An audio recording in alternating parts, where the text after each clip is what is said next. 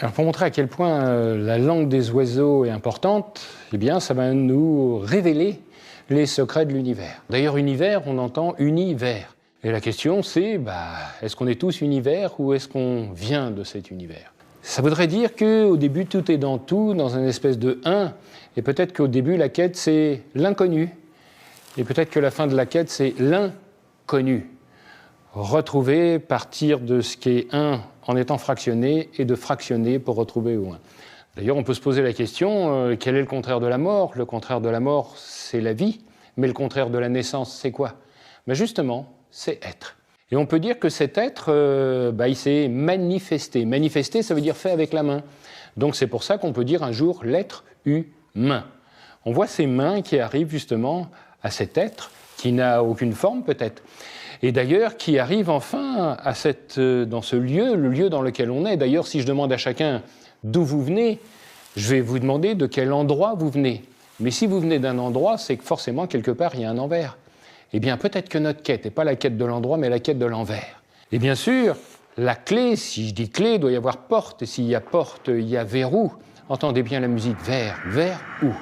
Et ça va dépendre de où est le vers et où est le où. Car d'un côté c'est ouvert et de l'autre côté c'est verrou. Peut-être qu'il va falloir ouvrir ce verrou pour trouver l'ouverture qui va nous permettre de passer de l'endroit à l'envers. Alors notre homme, notre apprenti sage, il va faire un certain nombre de pas à l'intérieur de ce monde. Et la question qu'on peut se poser, mais c'est combien de pas il va faire? Dans notre univers, tout ce qui est autour de nous fonctionne par 3. Et pourquoi? Parce que tout ce qui est autour de nous, on appelle ça la matière. Mais vous allez entendre l'âme à tiers. Mais s'il y a un tiers d'âme, c'est qu'il y a 2 tiers d'autre chose, donc forcément 3 passages. Notre apprenti sage, il va faire ces 3 passages. Bien sûr, il ne faudra pas qu'il trébuche, mais s'il finit par faire ces 3 passages, il va trépasser, comme ce nom l'indique. Et en trépassant, peut-être qu'il va passer de l'endroit à l'envers. Et pour ce faire, il va utiliser une porte. Cette porte, bien sûr, elle va être à l'intérieur de la tombe. Car à chaque fois qu'on tombe, on change d'état. On tombe malade, on tombe amoureux, on tombe enceinte, on tombe dans la tombe. Dans la tombe, il va trouver enfin les secrets. Et c'est pour ça qu'il sera capable de décrypter, c'est-à-dire de sortir de la crypte. Et les secrets, c'est l'endroit où ça se crée, bien sûr. Et donc, il va mourir, et la mort, finalement, c'est l'âme or. Donc peut-être que son corps va rester à l'intérieur de la tombe, mais qu'il va libérer son âme pour pouvoir continuer son chemin.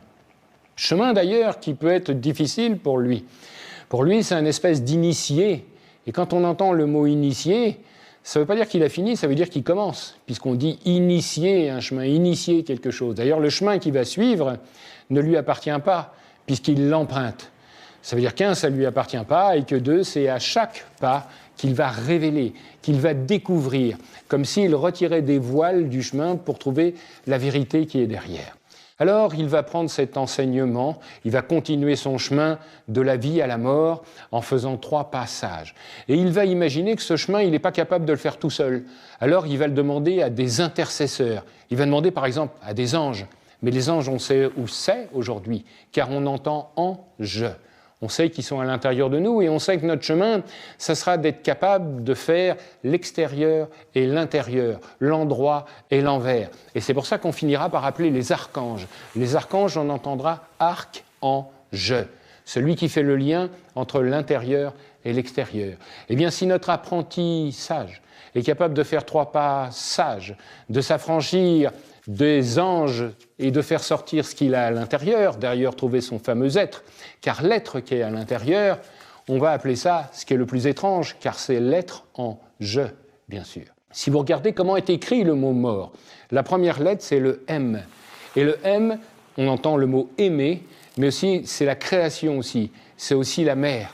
Et derrière, qu'est-ce qu'on voit? On va voir le O de l'eau, le R de l'air et le T de la terre. Donc, finalement, quelqu'un qui est mort, il ne reste plus que l'eau, l'air et la terre. Il manque un élément. L'élément qui manque, bien sûr, c'est le feu. Mais ça tombe bien parce que le feu, c'est celui qui l'est. D'ailleurs, on dit que quand quelqu'un est mort, il est feu, bien sûr. Et on va même plus loin que ça, parce qu'on dit qu'il s'éteint. Et s'il s'éteint, c'est peut-être pour être un ailleurs.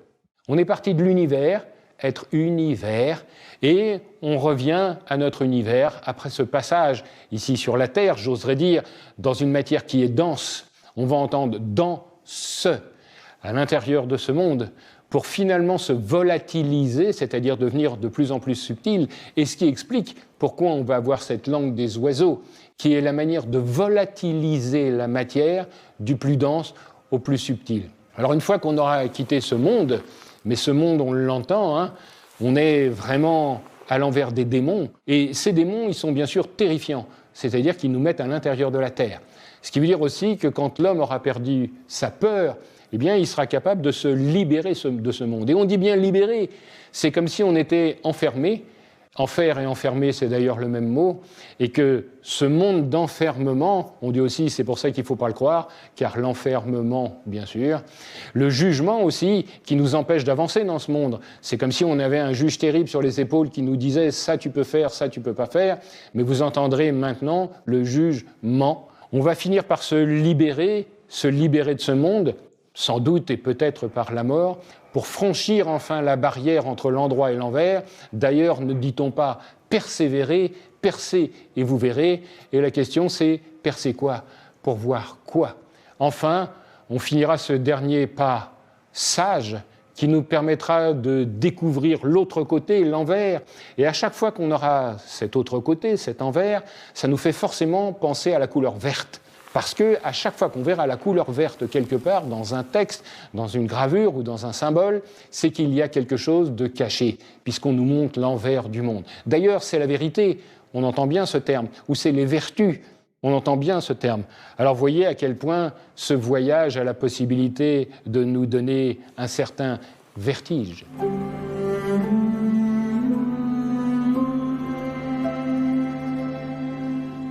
La lettre A.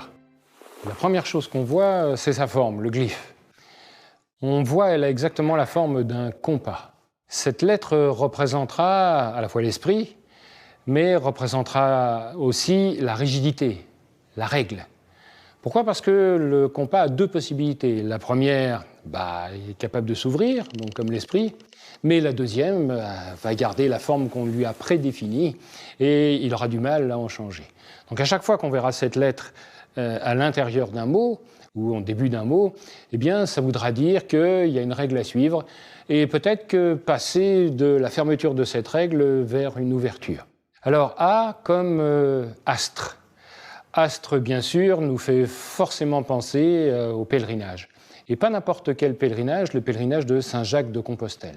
Alors déjà, pourquoi? Parce qu'aller trouver l'astre nous évite les désastres. Ça veut dire qu'on a toujours cru et toujours pensé à notre bonne étoile qui était capable de nous guider sur le chemin. Alors nous allons commencer notre chemin et pour commencer le chemin, on va bouger un pied. Et quand on bouge le pied, on va déclencher un os à l'intérieur et cet os s'appelle l'astragale. Moitié astre et moitié gale. Alors on verra plus tard que le mot gale veut dire pierre et astre, bien sûr, c'est la quête de la lumière, de cette ouverture d'esprit. Donc on nous dit, tu es sur le chemin des étoiles et de la pierre. Alors bien sûr, on va faire ce chemin, on va être un pèlerin, le pèlerin qui se pèle, qui retire ses peaux, et on va arriver forcément à Saint-Jacques de Compostelle, Compostella, c'est-à-dire les étoiles dans le compost, cet astre qui est tombé à l'intérieur de la Terre, qu'on va pouvoir récupérer justement pour nous éclairer et éclairer ce chemin. Alors bien sûr, ça fonctionne à condition qu'on évite les désastres, car sinon jamais on ne trouvera cette lumière, on restera que dans la pierre.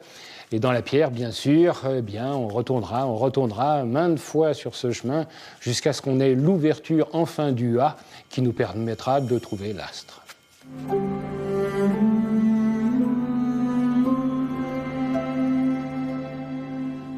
Quand on voit la forme de la lettre B, on voit qu'elle représente un passage. Aller d'un endroit, aller au milieu et aller à un autre. D'ailleurs, on pourrait se poser la question, pourquoi un bébé vient deux fois? Et d'où il vient? Pour justement avoir ce double passage. D'ailleurs, c'est tellement double quand on voit le mot bien, par exemple, c'est bi-un.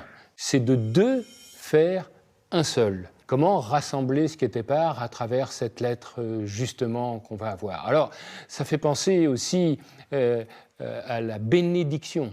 c'est-à-dire bien dire les choses, qui est opposé à la malédiction. Le maladie, le malheur, le maudit qui sépare, là, cette bénédiction, le bien dit, la bienfaisance qui va rassembler.